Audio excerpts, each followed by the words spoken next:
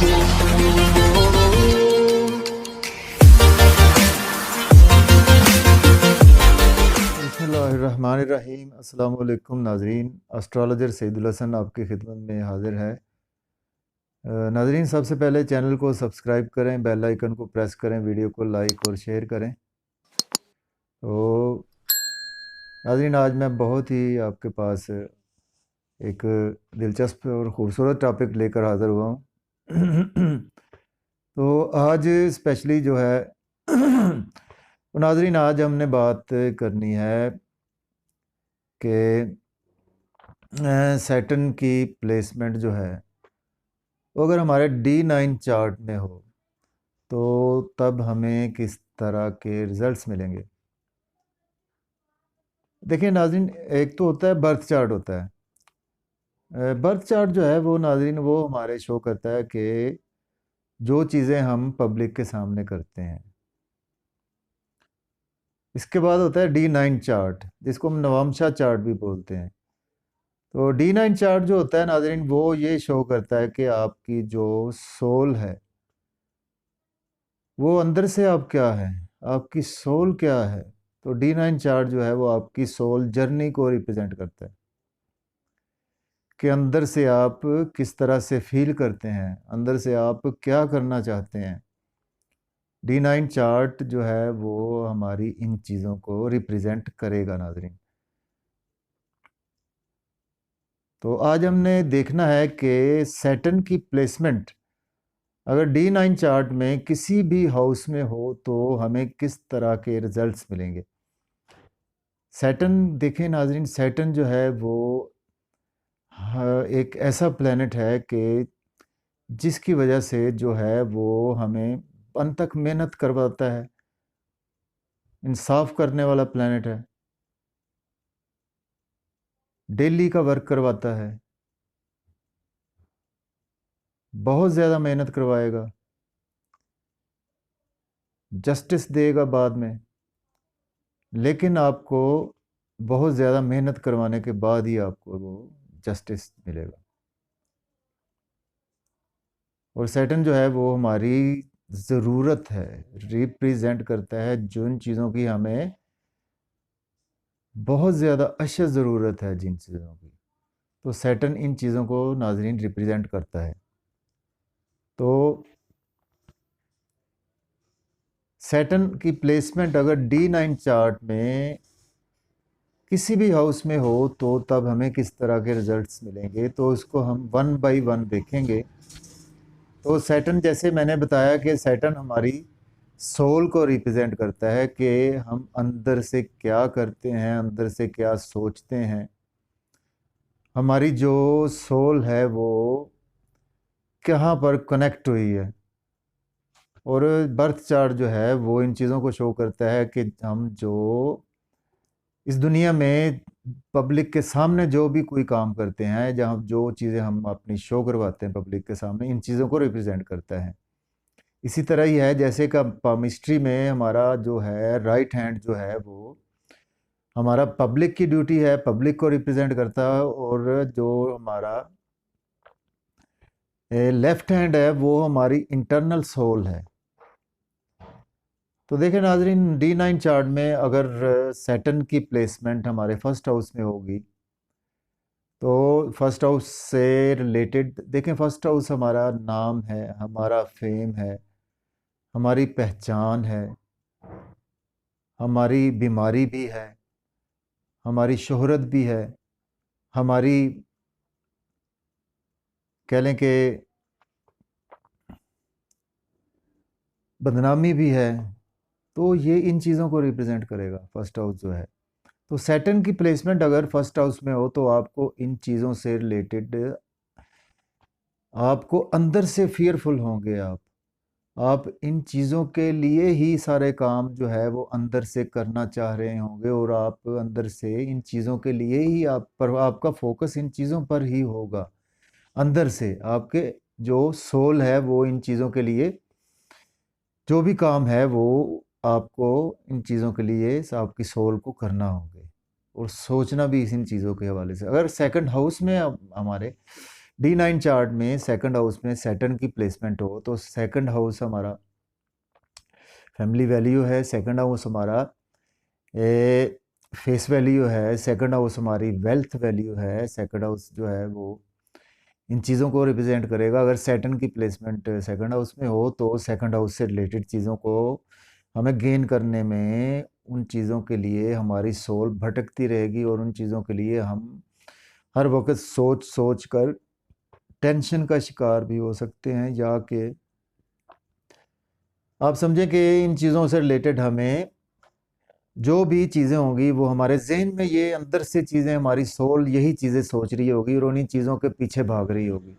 अंदर से हम उन चीज़ों को करना चाह रहे होंगे। अगर थर्ड हाउस में हो, थर्ड हाउस हमारा कम्युनिकेशन का है, थर्ड हाउस हमारा छोटे बहन भाइयों का है, थर्ड हाउस हमारा छोटे मोटे सफ़र हैं उनका है, थर्ड हाउस हमारे जो नेबर्स हैं उनका है। तो थर्ड हाउस से रिलेटेड अगर सैटर्न की प्लेसमेंट D9 चार्ट में थर्ड हाउस में है तो हमें थर्ड हाउस से रिलेटेड चीज़ों में बहुत ज़्यादा मुश्किलात आ सकती है, स्ट्रगल करना पड़ सकती है, कि हमारी जो सोल है वो उन चीज़ों के लिए बहुत ज़्यादा स्ट्रगल करेगी। इसी तरह अगर फोर्थ हाउस में प्लेसमेंट है सैटर्न की तो फोर्थ हाउस देखें, फोर्थ हाउस हमारा जो है वो हमारी गाड़ी है, बंगला है, हमारा सुख है, हमारी मदर है, हमारा होमलैंड है।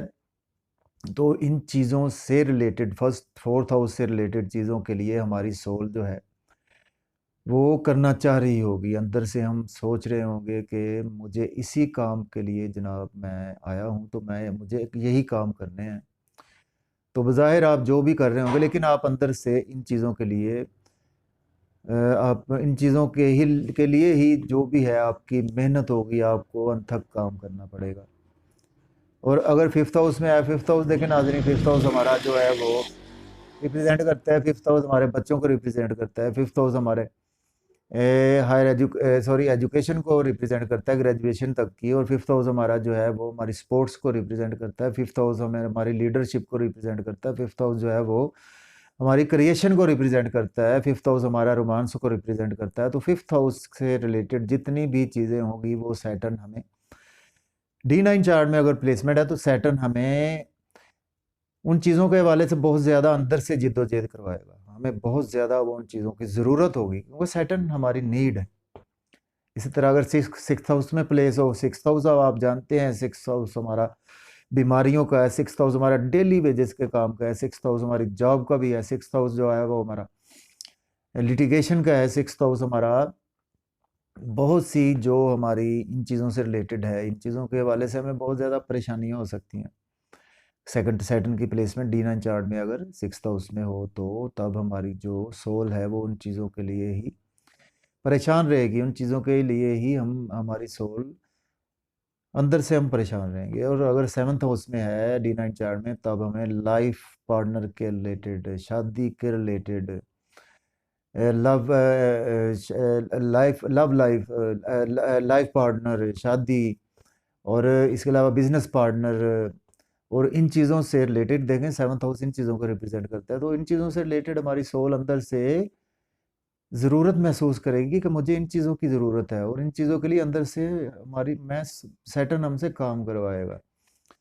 इसके बाद नाजरीन अगर एट्थ हाउस में अगर सैटर्न की प्लेसमेंट D9 चार्ट में हो तो एट्थ हाउस हमारा ट्रांसफॉर्मेशन का है, एट्थ हाउस हमारा हमारी जो कह लें कि ससुराल का है, एट्थ हाउस हमारा जो है वो हमारी हिडन सीक्रेट्स का है, एट्थ हाउस हमारा जो हमें अंदर की बीमारियां जो कह लें कि रेनल डिजीज़ है, जो हमारी पाइल्स है, वो उससे देखते हैं, ऑपरेशन हम इससे देखते हैं एट्थ हाउस से। तो UTI के जो प्रॉब्लम है इस हवाले से, और इसके साथ साथ हमारे जो हम कह सकते हैं कि जो हमें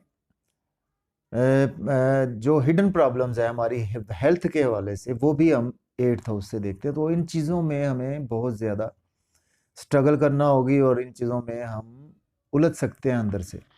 अगर नाइन्थ हाउस में हो सैटर्न की प्लेसमेंट तब हमें नाइन्थ हाउस देखें, नाइन्थ हाउस हमारा कर्म का है, नाइन्थ हाउस हमारा फादर का है, नाइन्थ हाउस हमारा हायर एजुकेशन का है, नाइन्थ हाउस हमारा हायर एजुकेशन के लिए हमारा अब्रॉड का है 9th हाउस हमारा जो है गुरु का है, उस्ताद का है 9th हाउस हमारा, हमारी लक का है। तो हमें इन चीज़ों से 9th हाउस से रिलेटेड चीज़ों के लिए हम अंदर से बहुत ज़्यादा सैटर्न हमें मेहनत करवाएगा और हम इन चीज़ों के लिए परेशान रहेंगे अंदर से, और इन चीज़ों के लिए ही हम बज़ाहिर पब्लिक के सामने नहीं लेकिन अंदर से हम परेशान रहेंगे। इसी तरह अगर 10th हाउस में प्लेसमेंट हो सैटर्न की तब, और D9 चार्ट में, तब हमें कैरियर को लेकर, हमारी गवर्नमेंट जॉब को लेकर, हमारे पब्लिक के सामने पब्लिक विजिबिलिटी को लेकर जो है हम बदनामी हो सकती है, या हमारी कोई ऐसे प्रॉब्लम्स क्रिएट हो सकते हैं जो 10th हाउस से रिलेटेड होंगे। तो हमें सैटर्न जो अंदर से हमें फियर होंगे वो हमें 10th हाउस की चीज़ों के रिलेटेड होंगे नाज़रीन, फियर जो होंगे। इस तरह का अगर 11th हाउस में प्लेसमेंट है सैटर्न की D9 चार्ट में, तब हमें अर्निंग के हवाले से, लिक्विड मनी के हवाले से, इस तरह हमें जो दोस्तों के हवाले से, इसके साथ साथ जो है 7th हाउस 11th हाउस जो है वो हमारा डिज़ायर का भी है, ख्वाहिशात का भी है। ख्वाहिशात के हवाले से हमें बहुत ज़्यादा फियरफुल रहेंगे नाज़रीन। 11th हाउस की जितनी चीज़ें हैं उन चीज़ों से रिलेटेड हम बहुत फियरफुल, हमें सैटर्न रखवाएगा अंदर से। इंटरनल जो हमारी सोल जो है वो उन चीज़ों के लिए वो काम सैटर्न की वजह से हमें अंदर से उन चीज़ों की नीड होगी, ज़रूरत होगी। 12th हाउस में अगर प्लेसमेंट सैटर्न की D9 चार्ट में होगी तो देखें 12th हाउस हमारा अब्रॉड सेटलमेंट का भी है। 12th हाउस हमारा जो है वो हमारे क्योंकि 6th हाउस जो है वो हमारी बीमारी का है, 12th हाउस हमारे हस्बैंड की बीमारी का है, हमारे लाइफ पार्टनर की बीमारी का है। इसके साथ साथ 12th हाउस जो है वो हमारी तन्हाई का है, 12th हाउस जो है वो हमारे अखराजात का है। तो अगर सैटर्न की प्लेसमेंट D9 चार्ट में 12th हाउस में होती है तब हमें इन चीज़ों से, हमारी जो सोल है अंदर से बहुत ज़्यादा हम इन चीज़ों के लिए ज़रूरत महसूस करेंगे, और इन चीज़ों के लिए हम अंदर से बहुत ज़्यादा स्ट्रगल करेंगे। तो नाज़रीन, मैंने आज आपको ये बताया कि सैटर्न की प्लेसमेंट अगर हमारे D9 चार्ट में हो तब हमें किस तरह के रिज़ल्ट्स मिल रहे हैं। तो इसी तरह अगर नाज़रीन आपके D9 चार्ट में या बर्थ चार्ट में ऐसी कोई प्लेसमेंट हो, या आप किसी से तरह के प्रॉब्लम से गुज़र रहे हैं, तब मुझे आप कंसल्ट कर सकते हैं। तो कंसल्टेशन का नंबर जो है वो मेरा है 030077033343। तो नाज़रीन इंशाल्लाह फिर हाज़िर होंगे किसी अच्छे टॉपिक के साथ। तो मुझे इजाज़त दीजिएगा। अल्लाह।